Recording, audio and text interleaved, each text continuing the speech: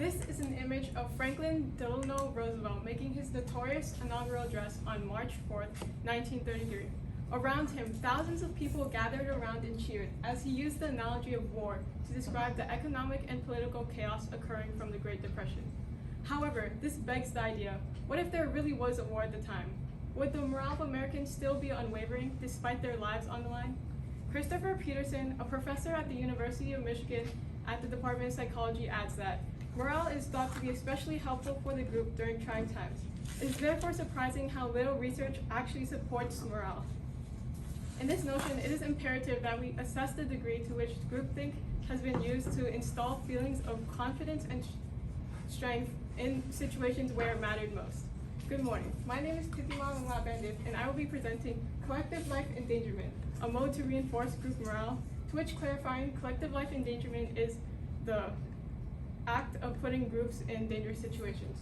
The question I will be assessing is, to what extent has collective life endangerment of psychologically reinforced group morale throughout history, to which I will be answering and arguing that group morale has been reinforced psychologically to a large extent through collective life endangerment from factors such as spirituality and shared trauma, which has extended past collective victimization.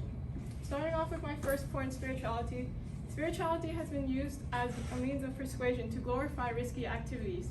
For example, in this image, it depicts the events of Heaven's Gate, which encompassed the deaths of nearly 40 people simultaneously in an act of mass suicide. Suicide was seen as a means to die for the greater good, according to the voice recordings of the deceased, who willingly drank from a poisonous concoction when ushered to do so by their spiritual leader, Marshall Applewhite. This cryptic mindset underscores the degree to which individuals found themselves devoted to a certain community, to a point where they are willing to take their own lives for the sake of their spiritual beliefs. Dangerous actions became a sediment to improve community bonds and thus raise the spirits of the community despite the deathly outcomes. Furthermore, legitimate religions have also had similar effects.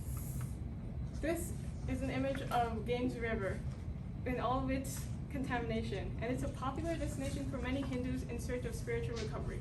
According to Shreya Panganti, a researcher of sanitation at the Wilson Center's Environmental Change and Security Program in Washington, D.C., some 70% of the people exposed to the river's waters contract a disease.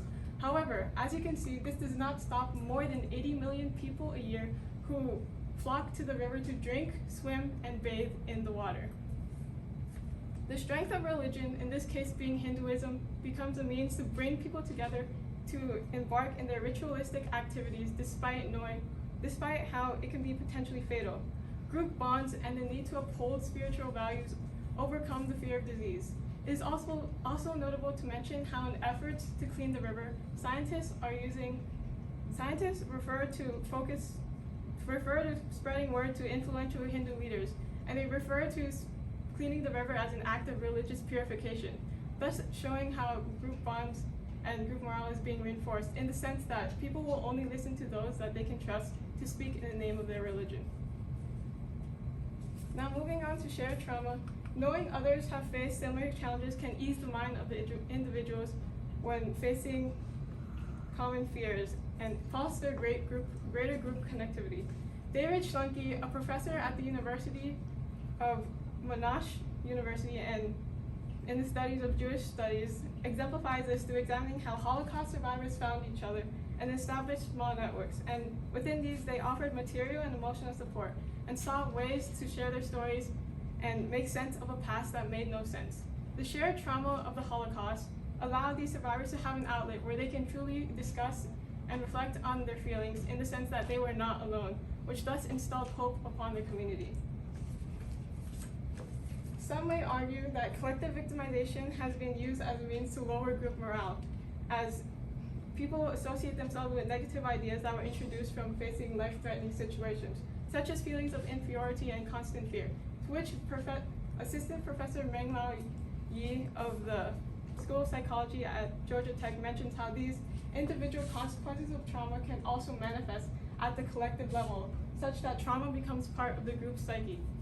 In accordance with this piece of information, this graph sourced by Pew Research Center displays how in the middle bar, more than 50% of Black Americans believe in linked fate between other Black Americans.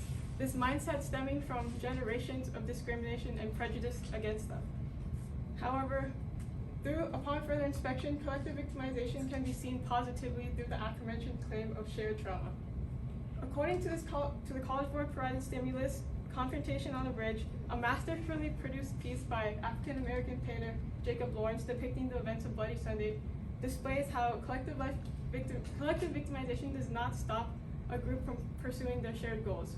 As you can see in this image, the emotions found within the faces of these individuals is fear.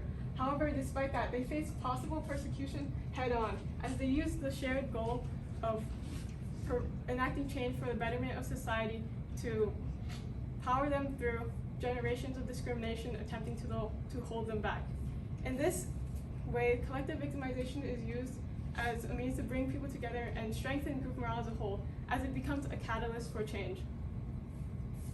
Although collective life endangerment can put people under immense amounts of stress, recorded events indicate that collective life endangerment has not only shown to have stabilized community bonds, but also enhanced them beyond previously standing ailments, as personal autonomy decreases while internal cohesiveness increases, as seen with how people prioritize the group over their own safety.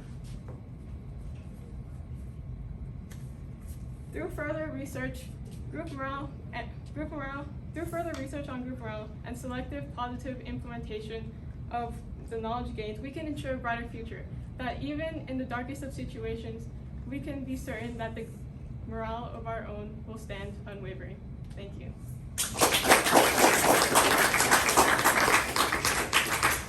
All right, I got two questions for you. First up, what evidence did you not use and why did you choose not to use it? An evidence that I didn't use and I chose not to use it was an evidence about collective harming people and how it brings people them greater group connectivity, because though it displayed how people collectively came together to enact a shared value, it showed more of how people were hurt, how people were hurting others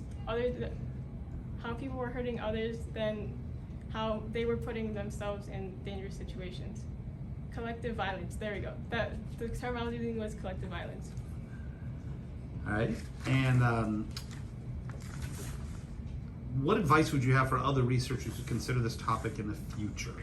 Some advice I would have for other researchers pursuing my topic would be to have prior knowledge, or to find more knowledge that displays events of how collective victimization has impacted group morale, because I feel like it would be more difficult, or more specifically, according to my first introduction evidence that talks about, with Christopher Peterson, how he talks about there's not much knowledge on how group morale, it positively impacts, on how collective life endangerment impacts group morale. So if you had prior knowledge, then it would allow you to further research and further research within those pieces of prior information. For example, I used my prior knowledge of cults to understand that how people were putting themselves in difficult situations, and then I narrowed it down by looking into the cults, and then specifically the psychological lens of how their group morale is being reinforced.